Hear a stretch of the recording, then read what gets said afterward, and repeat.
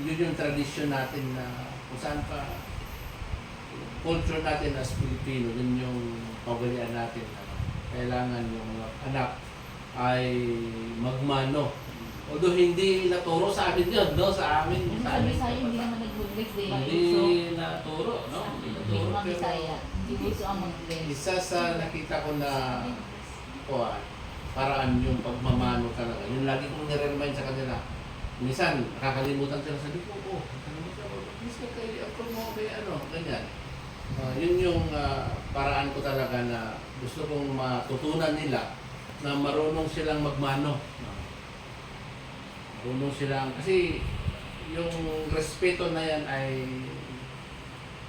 yun pa yung kaugalian talaga natin. Nung una pa lang, tamang kaugalian sa pagrespeto sa kapwa, lalo na sa mga nakakatanda talaga, yung pagmamano, yun ang lagi ko inirewan sa mga bata. Pagmamano, remind palagi.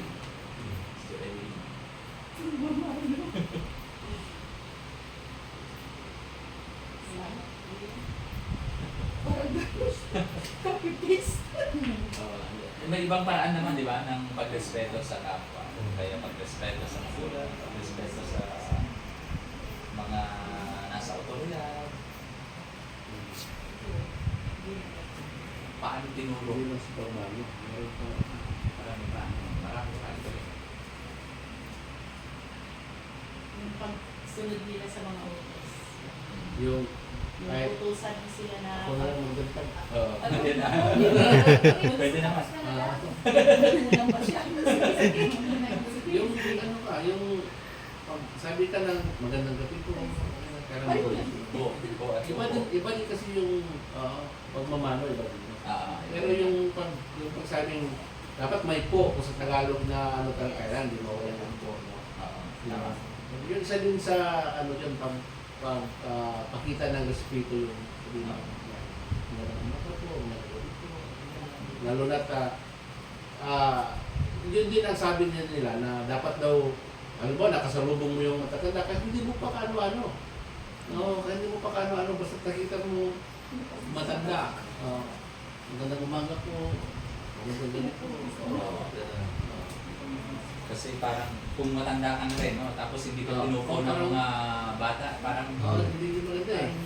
iba rin ang dating eh. Ano ako doon, paano kung yung batang mayayain katulad ng mga ni Agi? Kaya kailangan natin ito.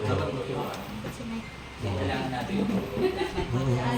Si Rudelma. Dead na talaga siya. Si Agi. Oo, parang walang kilala si Ali. Oo, walang kilala. Ayan. Hindi mo alam Iba kung ang ano. Chloe. Actually, ito yung purpose ng pag-Bible study natin. Turuan natin sila paano Eh, paano lumana. kung ang personality talaga niya mahiyain? Hindi naman. Hindi, mali talaga yun. Oo, ganon. Values are, yung mga principle na ito, kahit lumipas pa ang ilang dekada, ilang century, ang pagre-respeto ay nandiyan pa rin. Pundasyon yun. Hindi nagbabago.